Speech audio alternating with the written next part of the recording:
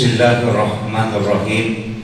Assalamualaikum warahmatullahi wabarakatuh. Alhamdulillah rabbil alamin. Allahumma salli ala sayyidina Muhammadin salatan tuballighuna biha kullal maqsud. Ya Jawadu ya Ma'bud, ya Rahimu ya Wadud, birahmatika ya arhamar rahimin.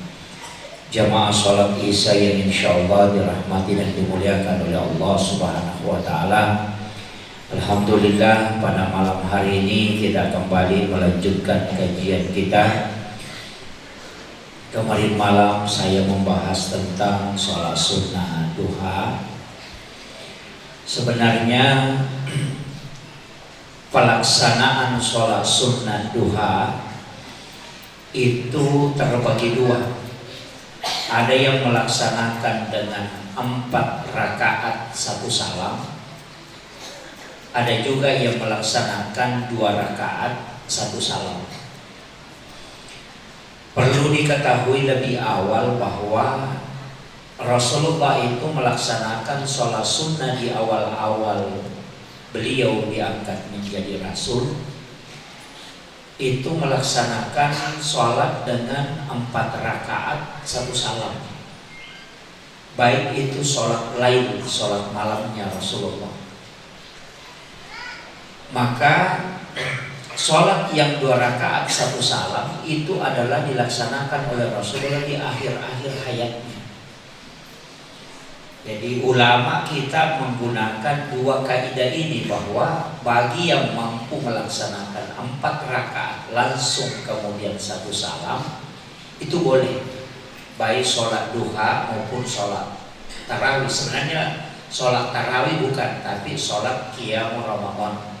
Karena istilah tarawih itu nanti ada di masa Khalifah Umar. Jadi tidak ada istilah tarawih itu di masa Nabi, yang ada adalah qiyamul Ramadan. Makanya kalau sholat tarawih itu sebenarnya 20 rakaat, yang 8 itu disebut qiyamul Ramadan. Jadi itu yang perlu saya luruskan dulu. Jadi istilah tarawih itu kan Umar yang munculkan. Makanya ada yang tidak pakai niat usolli sholat sunnah tarawih, ada tidak pakai itu. Tapi dia pakai usolli sholat sunnah itu qiyamul Ramadan raka'ataini lillahi ta'ala. Jadi ada yang pakai niat itu, tidak pakai, karena tarawih itu kan sebenarnya kan istirahat. Makanya Nabi itu ketika dia kasih tahu Bilal, arihna ya Bilal, kita istirahat Bilal. Bilal mengatakan na'am ya Rasulullah. Kemudian Nabi menyuruh Bilal untuk iqamat, kemudian melaksanakan sholat. Jadi Nabi itu kalau istirahat dia sholat. Makanya Bilal bin Rabah mengatakan kalau mau melihat sholatnya Nabi paling lama dan paling nikmat, itu kelihatan ketika capek sekali. Ketika Nabi pulang dari berperang, kemudian dari perjalanan jauh, kemudian sholat, itu Nabi khusyuk betul, nikmat betul sholatnya, bacaannya panjang, rukuknya lama, sujudnya lama. Itu ketika Nabi capek. Iya.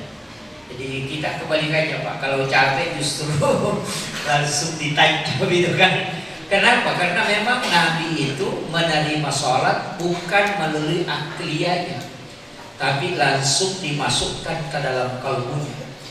Makanya Nabi itu menikmati betul. Jadi Nabi itu merasa istirahat betul ketika dia bersama dengan Allah. Makanya dia sebut arihna ya Bilal. Nah itulah nanti kita akan bahas kenapa ada ulama mengatakan jadikan sholat sebagai kebutuhan, bukan sebagai kewajiban. Nah, nanti di situ fungsinya. Kenapa Nabi nikmat sekali. Tapi memang sholatnya Nabi beda dengan kita. Bilal bin Rabah, kemudian Abu Hurairah itu mengatakan ketika Nabi itu berdiri mau sholat, layaknya polana alif itu dia tidak mengenal kita. Seakan wajahnya Nabi itu kayak putih pucat ketika dia mau sholat. Ketika sudah berdiri itu seakan-akan dia tidak mengenal kita. Tapi ketika Nabi di luar dari itu, Nabi adalah orang yang paling ringan senyum, sangat ramah memandang umatnya.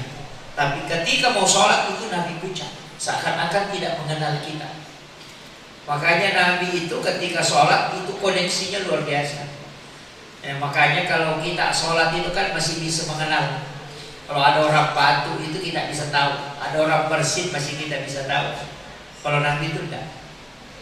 Jadi itu sholatnya Nabi. Kalau sholatnya kita kan enggak usah ikuti, enggak bisa memang. Ada nanti beberapa itu yang kita tidak bisa ikuti ke Nabi karena khususiyatnya. Kemudian, jadi kalau kita mau kerjakan sholat sunnah duha 2 rakaat 1 salam silahkan. Mau kerjakan 4 rakaat 1 salam silahkan. Bilang mana yang lebih utama, saya tidak bisa mengatakan mana yang lebih utama, tapi mana yang lebih mudah kita lakukan dan tidak membebankan, tidak memberatkan. Iya. Karena dua-duanya dilakukan. Kemudian sholat sunnah duha itu bisa dipisah, Pak. Jadi pas masuk duha awal itu kan sekarang setengah 7 sudah masuk duha awal. Itu bisa ditambah 10 menit, kemudian kita kerjakan duha di awal waktu. Itu 2 rakaat. Tapi bacaan surah yang kita baca adalah ayat kursi di rakaat pertama 10 kali, baca surah Al-Ikhlas 10 kali rakaat kedua. Itu hadis marfu dari Anas bin Malik. Rasulullah SAW berwasiat, siapa yang kerjakan sholat sunnah duha di awal waktu dengan membaca surah ini, maka pasti dia dirahmati oleh Allah Subhanahu wa Ta'ala. Jadi tapi dipisah, tak boleh digabung. Jadi kerjakan dulu 2, nanti setengah jam kemudian atau 1 jam kemudian baru ambil lagi duha. Jadi bukan 4, 2 aja ya. Kemudian dipisah. Biasa pulang ke rumah. Makanya kalau saya Pak bawa pulang ke rumah sholat, jangan di masjid kalau sholat sunnah. Kecuali sholat sunnah suruh. Kalau duha di awal waktu bisa di masjid bisa, tapi yang lainnya bawa pulang ke rumah. Kalau di luar Ramadan sholat sunnah sesudah Isya jangan kerjakan di masjid, bawa pulang ke rumah. Nabi itu menegur sahabat bukan karena tidak sholat, tapi karena mengumpul sahabatnya, mengumpul sholatnya di masjid. Apa kata Nabi? La taj'al buyutakum maqabir. Jangan engkau jadikan rumahmu adalah kuburan. Nawiru buyutakum bi qiraatil Quran wa shalah. Teragilah rumahmu dengan bacaan Al-Quran dengan sholat. Kenapa? Karena sahabat itu mengumpul sholatnya di masjid. Jadi sholat sunnah sebelum duhur dia di masjid, sholat sunnah sesudah duhur di masjid. Makanya Nabi tegur, la taj'al buyutakum maqabir. Itu rumahmu jangan kau jadikan kuburan. Bawa pulang itu sholat kau kerjakan di rumahmu. Itu sholat sunnah. Makanya semua ulama fikih sepakat dan juga ulama hadis bahwa sholat sunnah lebih afdal kalau dikerjakan di rumah. Jangan di masjid. Karena rumah kita itu banyak setannya. Kan gitu. Itu yang mau dikasih barakah. Makanya kita disuruh sholat. Ngaji juga. Kalau saya jangan di masjid. Ngaji di rumah. Kecuali kita tinggal di masjid, tikam sejenak untuk menunggu waktu, tidak masalah. Tapi sebaiknya kalau mau mengaji di rumah kita mengaji. Dan perdengarkan suara. Supaya jin itu bisa keluar. Itu penting. Supaya rumah kita itu diberkahi oleh Allah. Karena rumah yang ada malaikat di dalamnya, itu enak orang tidur di dalam. Kalau rumah itu banyak jin di dalam, itu susah kita tidur. Makanya kenapa di masjid itu mudah kita ngantuk, karena di situ ada resonansi malaikat. Apalagi kalau hari Jumat. Kalau khatib sudah naik di mimbar, oh sudah setengah mati itu. Kenapa? Karena memang malaikat rahmat itu masuk bersab-sab. Makanya saya kasih tahu, kita di tarekat itu dikasih tahu. Tidak apa-apa saya sampaikan ini. Untuk mendeteksi malam Lailatul Qadar itu tidak susah. Kalau nanti ada suatu malam di antara Ramadan ini, itu baru maghrib kita ngantuk sekali, tidak bisa menahan. Itu salah satu isyarat. Karena malaikat itu di waktu maghrib sudah turun. Kalau malam Lailatul Qadar itu sudah turun itu. Makanya untuk mendeteksi, makanya kalau malaikat itu kan hadir gampang sekali Pak. Kenapa orang zikir kadang tasbihnya jatuh? Itu karena malaikat rahmat itu berkumpul. Kenapa orang baca Quran baru 2 lembar dia baca sudah membutuhkan barisnya? Itu karena malaikat rahmat itu yang membuat kita resonansi kalbu itu tidak, itu mudah tidur. Begitu. Orang zikir, orang baca Quran ketika sholat Jumat, kemudian kapan lagi? Ketika subuh hari. Itu kan malaikat penjaga malam dan malaikat penjaga siang ketemu. Makanya mudah orang tidur. Dan di mana ada malaikat banyak, maka resonansi kalbu itu kita terpengaruh mudah ngantuk. Itu dipastikan ya. Makanya kalau orang dengarkan ceramah itu mudah sekali tidur itu. Ya kan gitu. Karena majelis itu didatangi para malaikat. Majelis zikir. Itu sebenarnya resonansi di situ aja. Jadi makanya kalau ada rumah kita tempatnya dan tidak bisa tidur mata, Pak aja setannya itu aja kuncinya. Makanya kan sekarang kita kan jadi masalah karena di WC itu ada di dalam kamar kan, itu jadi masalah juga. Sering saya sampaikan. Nah, kalau kan kita bikin kamar itu ada WC di dalam. Kalau kita masuk WC baca Allahumma inni a'udzubika minal khubuthi wal khaba'is, pasti jinnya keluar kemana? Pasti lari ke kamar kan. Itu kuncinya. Makanya kenapa ulama dulu itu menghindari WC di dalam kamar. Itu yang penting saya ingatkan. Tapi tidak usah bongkar kamar mandinya ya, tidak usah. Tidak apa-apa, dikunci aja dari luar. Lebih aman. Apalagi kalau masuk rumah baca Assalamualaikum warahmatullahi wabarakatuh, baru tambah Assalamu alaina wa ala ibadillahis sholihin. Baca itu supaya malaikat rahmat yang ada di dalam rumah itu tidak keluar dan jin itu bisa diusir keluar. Orang yang membaca itu kemudian baca surah Ikhlas tidak akan miskin orang yang tinggal di rumah itu, tidak akan fakir kata Nabi. Makanya ada rumah itu ditempati, Pak, anak-anak kita berhasil. Misalnya di rumah ini kita tinggal, anak-anak kita berhasil sekolah, anak-anak kita dapat pekerjaan, itu karena tinggal di rumah itu. Itu rumah yang diberikan rezeki oleh Allah. Jadi jangan katakan rumahnya itu tidak akan fakir di situ tinggal, artinya selalu kaya, tidak. Kadang-kadang di situ anaknya tinggal sehingga berhasil. Ada orang datang tinggal di situ kemudian berhasil. Dia mengatakan rumahnya yang bagus. Memang karena kenapa? Selalu dia doakan ketika dia masuk. Nah, makanya kita baca itu Assalamualaikum warahmatullahi wabarakatuh, baru tambah Assalamu alaina wa ala ibadillahis sholihin. Baru baca surah Ikhlas. Di riwayat yang lain mengatakan 3 kali, ada juga mengatakan 1 kali. Bahkan tetangga itu bisa ikut kaya. Ya, jadi tetangga itu bisa ikut kaya kalau kita baca itu. Makanya jangan kikir lah, doakanlah tetangga supaya ikut kaya. Bahkan saya punya resep itu dari mursyid kami mengatakan, kalau kau berdoa dan tidak bisa tembus, balik doamu, doakan tetanggamu. Jadi kalau minta kekayaan dan tidak bisa kaya-kaya, balik doanya, ya Allah kasih kaya tetangga. Ada yang berdoa begitu? Tidak ada ya. Nanti kalau kita doakan itu kan ada resepnya itu di Imam Bukhari, bahwa siapa yang mendoakan saudara muslimnya, maka malaikat yang akan mendoakan memintakan hal yang sama. Makanya Nabi itu tidak pernah, hampir dipastikan tidak meminta untuk dirinya, tapi itu untuk umatnya, tapi malaikat yang selalu memohon yang terbaik. Makanya sebenarnya kita itu tidak usah minta untuk diri kita, biarkan nanti malaikat yang berdoa. Kalau malaikat yang berdoa itu tidak ada yang menghalangi, kalau kita masih terhalang. Makanya doakanlah orang lain itu supaya mendapatkan rezeki. Setiap orang yang kita lihat susah itu doakan, supaya nanti malaikat yang mendoakan kita. Itu kunci. Makanya sebenarnya kalau mau dimudahkan itu doanya, doakan orang lain. Itu penting saya sampaikan supaya kita saling mendoakan. Dan doa itu jangan ku semua. Biasakan doa itu ujungnya ku semua. Istriku, anakku, mobilku, rumahku, pesawatku, semua. Itu doa paling simple, paling pendek, paling kikir. Mestinya itu muslim dan muslimat, mukmin dan mukminat, al-ahya'i minhum wal amwat. Ya. Jadi doakan sama orang. Tetangga didoakan, dia orang sakit, doakan dia sembuh. Itu kuncinya. Supaya apa? Supaya nanti malaikat yang mendoakan kita. Kemudian sholat duha ini ada di ujungnya. Ambil 2 di awal, baru ambil 6 nanti pertengahan. Kalau mau istimewa, ini istimewa. Ambil 2 di awal, nanti di ujung sekitar jam 10 lewat, baru kerjakan 6 rakaat. Itu menjadi awabin. Jadi sholat sunat awabin itu ada 2. Ada antara maghrib dengan isya, ada di ujung duha, itu juga awabin.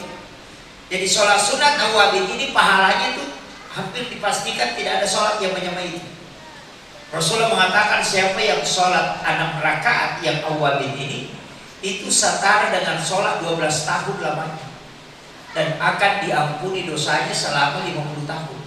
Makanya sholat sunat awabin itu disebut 2 fungsinya. Ada yang menyebutnya sholat sunat taubat karena dia menghapuskan dosa selama 50 tahun. Kenapa disebut awab? Itu karena kembali.